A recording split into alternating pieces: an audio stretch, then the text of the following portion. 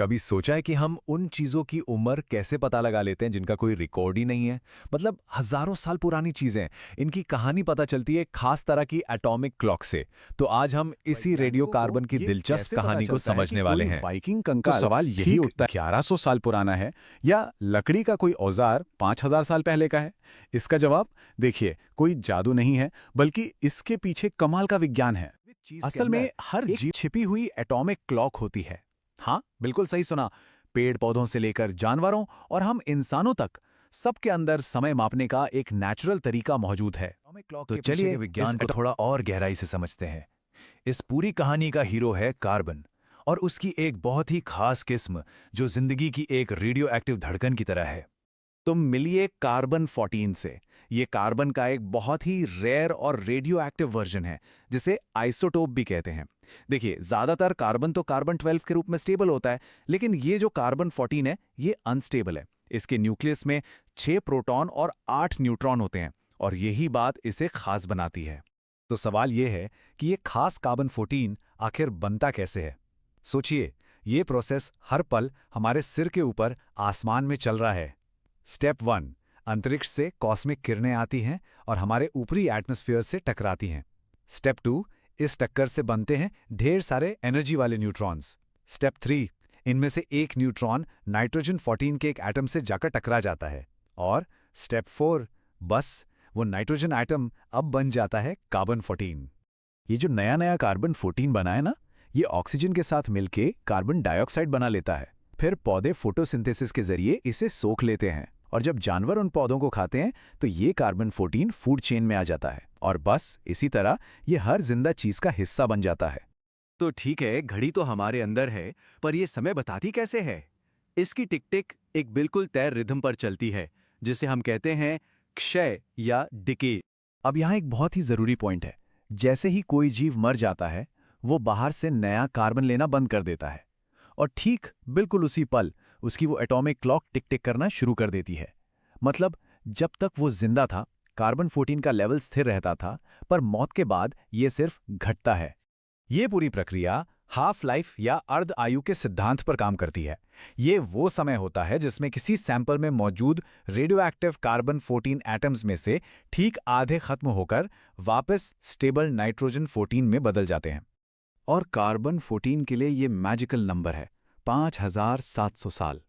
जी हाँ, हर 5700 साल में किसी भी मृत जीव में कार्बन 14 की मात्रा ठीक आधी हो जाती है, और ये रेट एकदम फिक्स और भरोसेमंद है। इसको समझने का सबसे अच्छा तरीका ये टाइमलाइन है।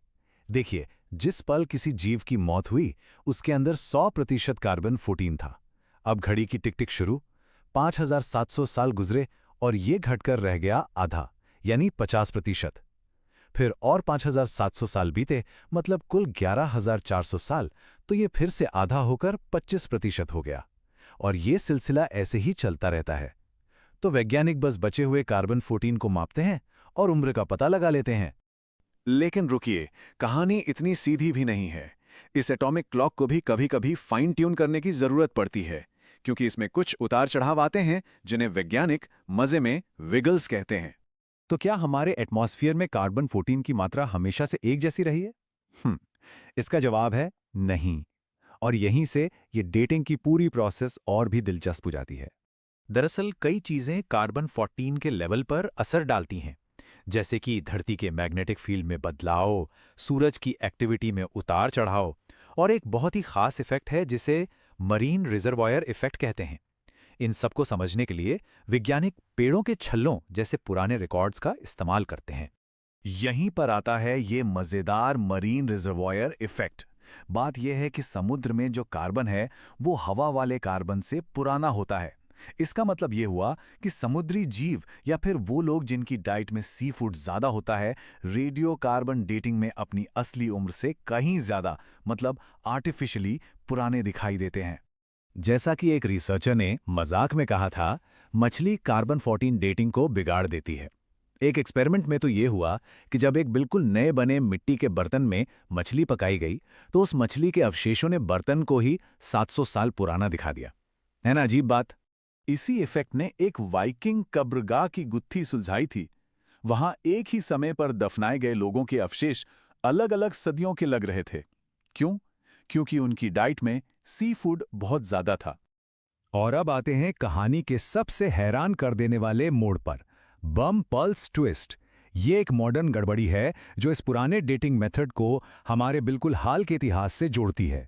जरा इस चार्ट को देखिए। 1950 से पहले कार्बन 14 का लेवल एक बेसलाइन पर था। फिर 1950 और 60 के दशक में हुए एटॉमिक बम टेस्ट्स ने सब कुछ बदल दिया। 1963 के आसपास ये लेवल अपने पीक पर पहुंच गया, जो नॉर्मल से लगभग दोगुना था। जब टेस्ट बंद हुए तब से ये लेवल धीरे धीरे वापस बेसलाइन की तरफ आ रहा है। लेकिन इस बम पल्स का एक अनएक्सपेक्टेड फायदा भी हुआ। इसने पिछले 70 सालों की चीजों की एकदम सटीक मतलब पिन पॉइंट एक्यूरेसी के साथ डेटिंग करना मुमकिन बना दिया। इसका इस्तेमाल फॉरेंसिक साइंस से लेकर आर्ट की दुनिया में नकली पेंटिंग्स पकड़ने तक में किया गया है। पर कहानी में एक और ट्विस्ट है, एक और इफेक्ट है जो इसके ठीक उल्टा काम कर रहा है। वो है सूस इफेक्ट।